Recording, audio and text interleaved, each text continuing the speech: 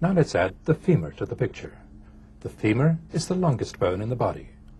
We'll be looking at its distal end in the next section. For now, let's look at the features of the proximal end. This is the head of the femur. This is the neck.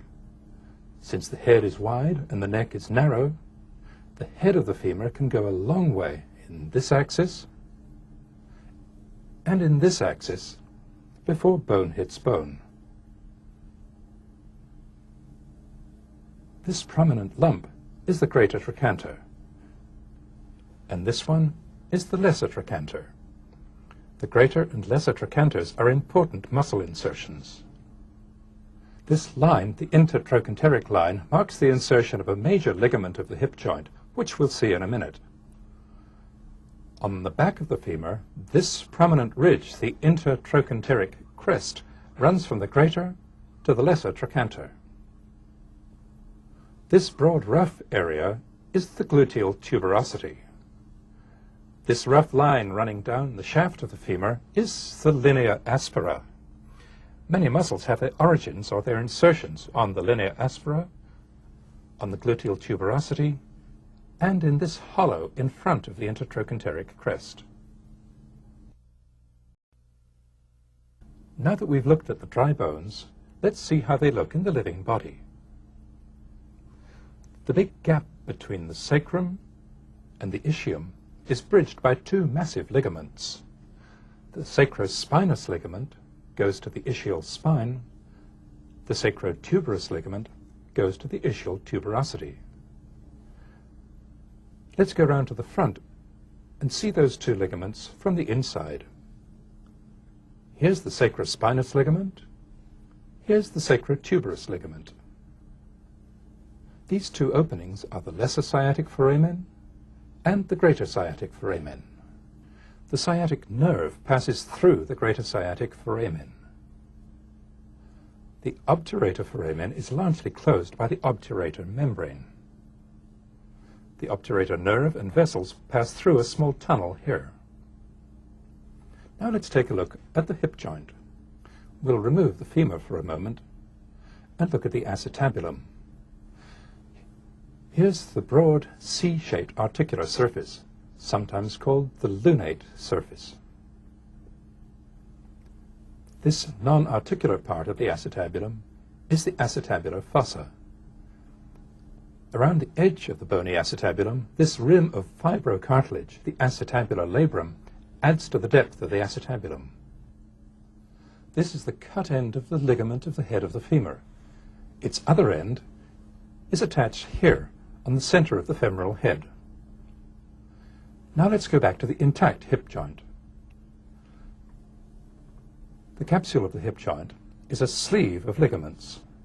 The capsule is thin on the underside. Everywhere else, it's thick and very strong. This part of the capsule behind is called the ischiofemoral ligament. This anterior part of the capsule, which is the thickest, is known as the iliofemoral ligament. The fibers of these capsular ligaments become tight when the joint is extended. The capsule is attached to the hip bone all the way around the acetabular labrum. On the back of the femur, the capsule is attached part way along the femoral neck. On the front of the femur, the capsule is attached out here on the intertrochanteric line. Now let's take a look at the various different movements that occur at the hip joint. Movement can occur in three different axes. Forward movement is flexion. Backward movement is extension. Movement out to the side is abduction.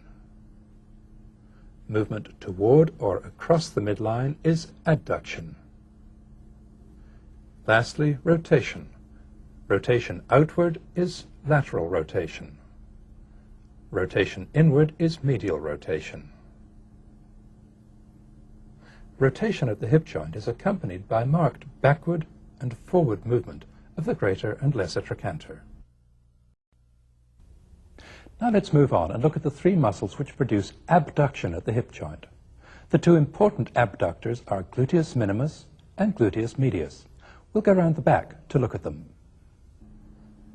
Here are the short rotator muscles that we've seen already: quadratus femoris, obturator internus and gemelli, and piriformis. Now we'll add gluteus minimus to the picture. Gluteus minimus arises from this part of the wing of the ilium. It's inserted here, on the front of the greater trochanter. Overlying gluteus minimus is gluteus medius. Gluteus medius arises from this part of the ilium. It's inserted here, on the outer aspect of the greater trochanter. Though gluteus medius is mainly an abductor, as we'll see, its anterior part also produces medial rotation at the hip. The last of the abductors is called the tensor fascia lata. Before we look at it, we need to digress for a minute and get acquainted with the structure that gives it its name, the fascia lata. The fascia lata is a continuous sheet of dense fibrous tissue that surrounds all the muscles of the thigh. Along the outer aspect of the thigh, there's a very marked thickening of the fascia lata called the iliotibial tract. The iliotibial tract extends all the way from here on the ilium down to here on the tibia. Here's the iliotibial tract by itself, with the rest of the fascia lata removed. These muscles, in front of it and behind it, we'll be looking at in a minute. Between the muscles is a strong fibrous septum, which attaches the iliotibial tract to the femur.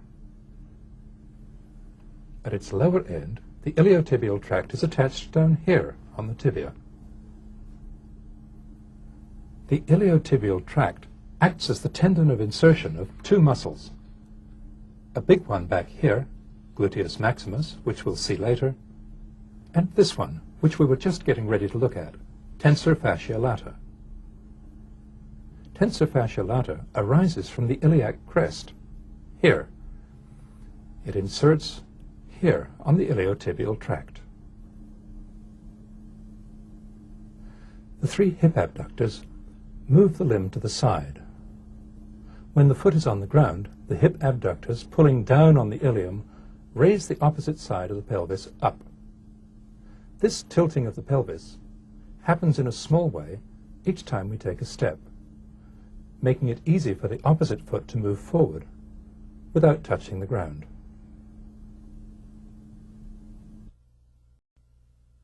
Now let's move on to look at the muscles which produce flexion at the hip joint. There are four, two that act only at the hip and two that act at the hip and also at the knee. The first two are the most important hip flexors. They're called iliacus and psoas major. Iliacus arises here from the iliac crest, psoas major from all the way up here on the lumbar spine. Here's psoas major. Psoas major arises from the transverse processes of all five lumbar vertebrae and from the sides of the intervertebral discs and the adjoining vertebral bodies. We'll see its insertion in a moment. Here's iliacus. Iliacus arises from almost all of the inner aspect of the wing of the ilium.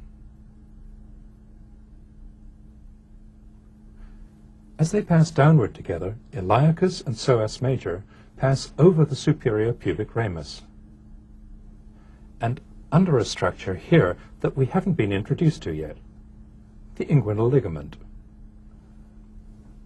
The two muscles pass downward and backward and insert together down here on the lesser trochanter.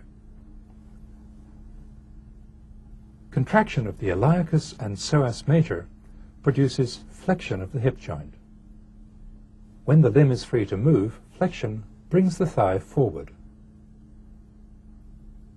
When the limb is fixed, as it is here, flexion of both hips brings the body upright.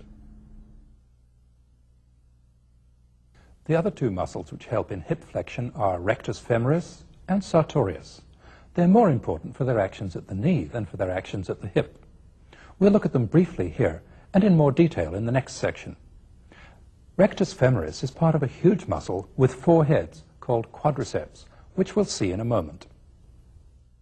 First, let's briefly review the muscles we've seen already: psoas major, and iliacus, pectineus, adductors brevis, longus, and magnus, and gracilis. Now let's add quadriceps to the picture. All this is quadriceps. It's the main muscle that extends the knee. The only part of quadriceps which acts as a hip flexor is this part, rectus femoris. It's the only part that arises from above the hip joint, which is here. Rectus femoris arises by 2 heads, from here and here, just above the acetabulum. Its final insertion, along with the other 3 heads of quadriceps, is right down here on the tibia. Rectus femoris is quite a weak hip flexor. Now we'll add the last hip flexor, sartorius. Sartorius is a very long, narrow muscle that lies outside all the others. It runs in a spiral, starting here on the anterior superior iliac spine and ending up all the way down here on the tibia. Sartorius helps to flex the hip. It can also produce lateral rotation of the hip. We're almost ready to move on to look at the vessels and nerves of the hip region, but before we do that, let's review what we've just seen of the muscles. Here's gluteus maximus, biceps femoris, semitendinosus, and semimembranosus. Here's gluteus medius and gluteus minimus. Here's piriformis, obturator internus, and quadratus femoris. And here's adductor magnus, seen from behind. On the front, here's tensor fascia lata, sartorius, and rectus femoris. Psoas major, and iliacus, pectineus, adductor brevis, longus, and magnus, and gracilis. And here again are piriformis, obturator internus, and obturator externus.